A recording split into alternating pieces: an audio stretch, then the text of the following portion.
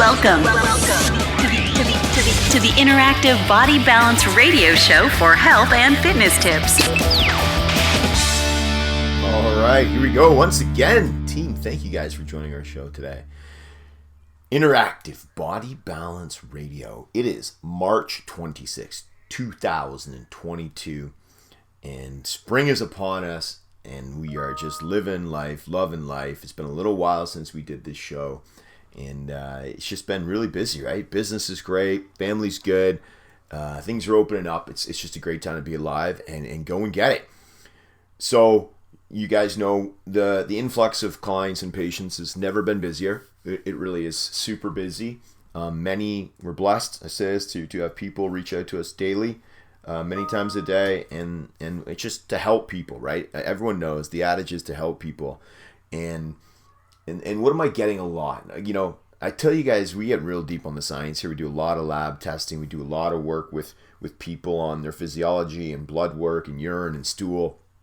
And that all has its place for sure. And it's the deeper you go, the more data you have, the better off you'll be.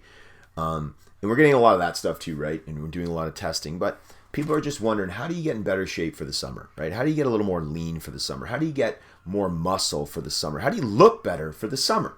So today's show I wanted to make very, I don't want to say general, but I want to make it very high level, so even the average person who's not doing very tailored lab testing or not, going super deep into the science can take away some good points and some good information from this show.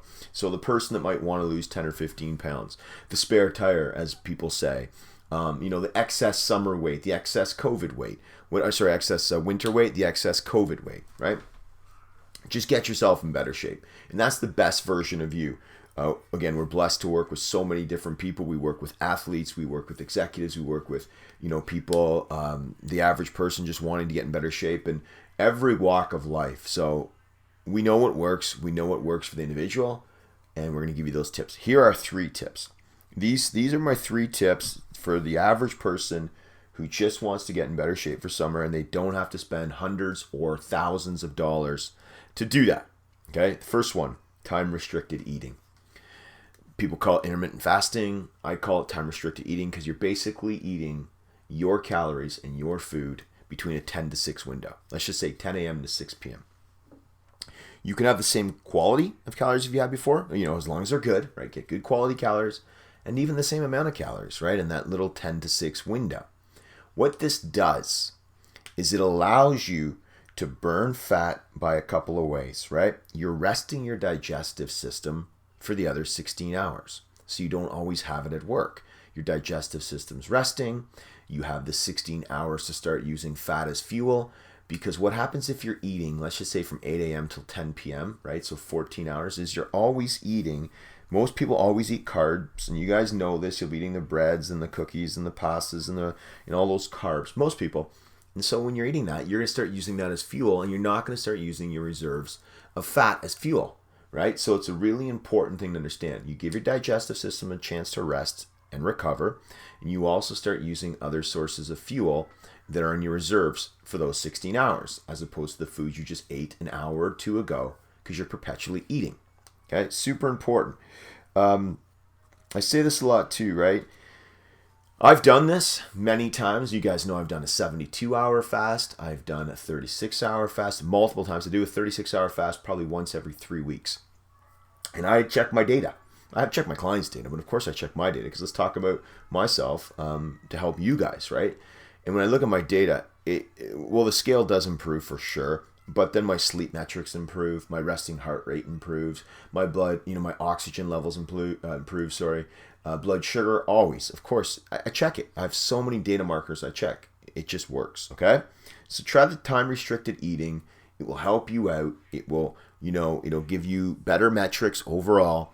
And I think it'll work well for you guys, as opposed to always grazing. And that's a problem for people, because they tend to eat too much when they graze as well, and they're not really accurate in their assessment of what they ate. Trust me, I ask a lot of people this question. All right, number 2, managing your food macros. That's your carbs, your fats, your proteins, right? When you manage those, you actually see what you're eating. I've done it. I have an app called the Carbon app, right, from Dr. Layne Norton. I've been a member of that for a couple years now. It's real cheap, guys. I think it's 10, 12, 13 bucks a month US, but I monitor my macros and it tells me how I'm doing every day. So it'll tell me, am I having too many carbs? Am I having too many fats? Am I having too much protein? Right? And it'll balance me out one way or the other. If you want to go up in weight, it will help you with that. If you want to go down in weight, it will help you with that. Data matters. And I know I have a lot of people who are clients, who are accountants and executives who really love data. And I love that about them. I really do. And it's amazing because when you monitor your data, you get results. This is in business. This is in health. This is in whatever you want it to be. When you assess and when you monitor and when you track, you get results. So a good way to do it is to manage your food macros, because this also looks at calories. Counting calories, I know it's cumbersome. I know it's a pain in the butt. But knowing what you eat in terms of caloric intake is important. I don't want you sitting here with a pencil and saying, I did 42 calories on a banana today, or 80 calories, whatever it may be. Some are 100, some are 80. I don't need that, but you just got to get a general idea of the calories you're taking in, because calories in, calories out do matter. And Layne Norton talks about that too. We've been talking about this for 30 years, many more before that, but even myself. But, watching the amount of calories you take in matters. The quality matters, right? Of course it does. And the ratios, as I just said, matter. So you can reach out to me more on that, but watch what you take in and watch, the type of macros that you're taking in too, because they matter. And everybody's different.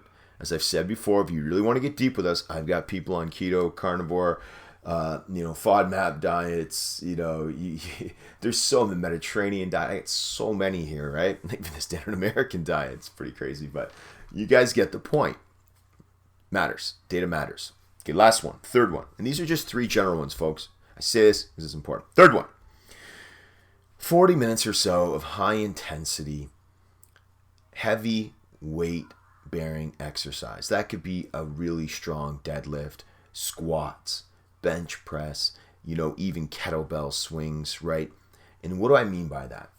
A lot of people do a longer workout, low weight, high reps, kind of surf their phone, right? They're checking their phone during their workout, or they're going through the motions. Stop it. It's an hour and a half. Some people, don't just pat yourself on the back. Look, if you're getting to the gym, I'm proud of you. I really am. But a lot of people say, I did the workout, right? I did this.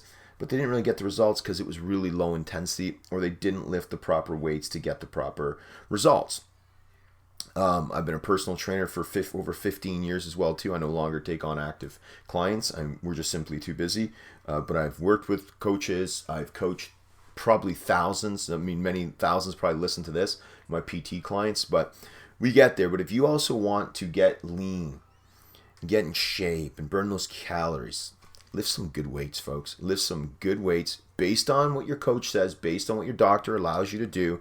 Obviously, I'm not your coach right now, but lifting some good weights is important for weight loss, muscle mass. When you put on more muscle mass, folks, it's metabolically efficient. It's been shown to burn calories even after you work out or at rest. So you putting on more muscle by lifting heavier weights and being really intense in your workouts, you will burn that fat after the workout. It just keeps coming. Keeps coming and coming and coming. Well, I guess what we do, right? I don't just talk about it, we do it. I've done it for athletes. I've done it for competitors. I do it for myself. We walk. What we talk, we walk it. Right? This is what I'm doing right now. And we're going to be doing it until I'm 85, 90, 95. Whenever I ride off in the sunset, we're all good. This is what we want to do, and I want my clients to do it too.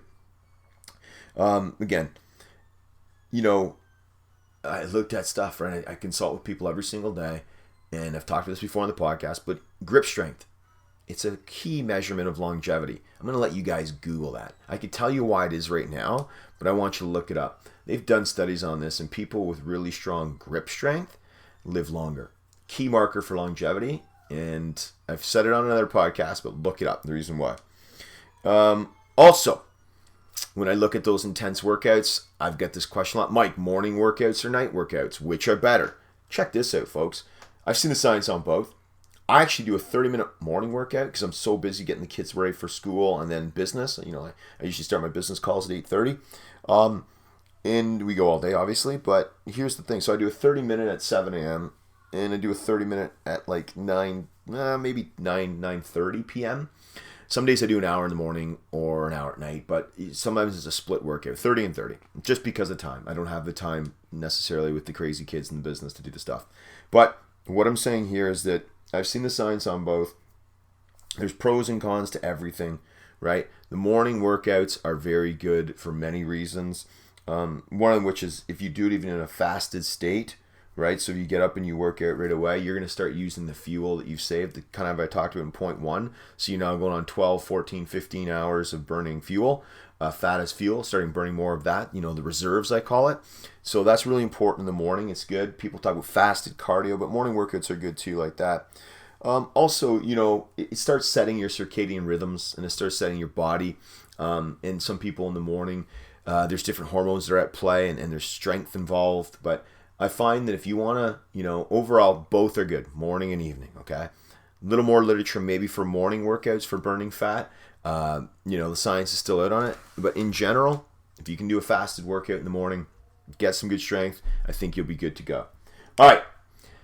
That's it. What do I always tell my kids every day, right? Number 1, you got to work hard, right? Number 2, you have to add value to the world, right? Your skill set to the world. Number 3, you have to help other people. And number 4, you got to smile and have some fun.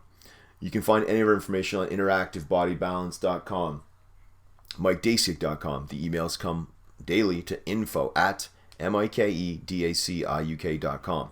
We're here to serve. We're here to help. This is what we do. I hope you guys found this informative. I do this for the team. I want to give you guys some good tips usually I used to do it twice a week, but now I know it's been a few weeks. We'll try to get better as the spring and the summer get in the full swing. It's a duty, right? It's a duty. Again, I'll end with the Jim Rohn quote, which I love, right? I really, really love this one. It's my favorite quote. It's on the website, right? And it is right here. Keep improving who you are and what you give. So if you can improve who you are in every walk of life, in business, in relationships, in family, in the community, right? And what you give, so giving back, your life's going to be a lot better. That's just a great quote that I learned maybe 20 years ago. If I can give it to some of the 15-year-olds listening to this, because there's a lot of kids, or the 80-year-olds, it's never too late. I live by those two. Team, take care. Talk to you guys real soon.